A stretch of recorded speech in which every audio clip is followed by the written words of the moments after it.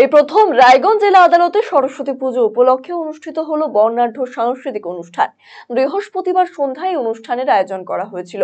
উত্তর দিনাজপুর জেলার বার অ্যাসোসিয়েশনের পরিচালনায় এই অনুষ্ঠানে অংশ নিয়েছিলেন স্থানীয় শিল্পীরা। উত্তর দিনাজপুর জেলা বার অ্যাসোসিয়েশনের সভাপতি সায়ন চৌধুরী বলেন, সরস্বতী পুজো উপলক্ষে প্রথমবার রায়গঞ্জ জেলা আদালতে সাংস্কৃতিক অনুষ্ঠানের আয়োজন করা হয়েছে। অনুষ্ঠান ঘিরে উৎসাহিত সকলেই।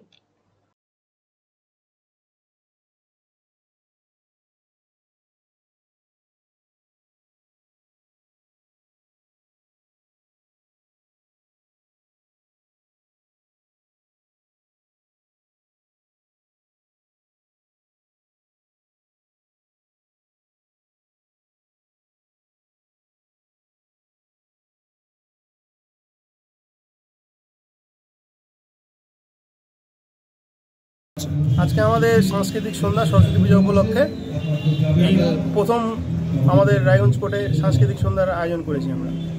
কাদের পক্ষ থেকে এটা হচ্ছে? এটা উত্তর দিনাজপুর জেলা বার অ্যাসোসিয়েশনের পক্ষ থেকে। একদিন ব্যাপী? হ্যাঁ, একদিন। কি থাকছে, কি অনুষ্ঠান? এখানে বিভিন্ন রকম কবিতা, গান, আবৃত্তি এবং ব্যান্ডের প্রোগ্রাম সবই থাকছে।